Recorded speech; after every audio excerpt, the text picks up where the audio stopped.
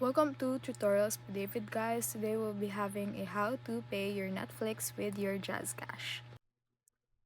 Paying your Netflix subscription with JazzCash is quick and easy.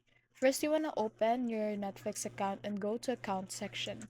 After that, select Manage Payment Info, then choose Add Payment Method. For that, you want to select the mobile wallet or JazzCash if available.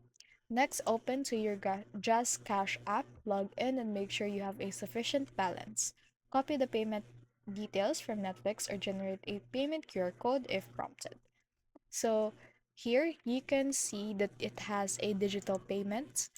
Go to online payment section and then it will have you fill up some customer like mobile account number and such. After that, enter the exact amount of your subscription in the JazzCash app, confirm the payment, and wait for the confirmation message. Once successful, head back to Netflix and refresh your payment method. Your subscription is now active and paid through JazzCash hassle-free.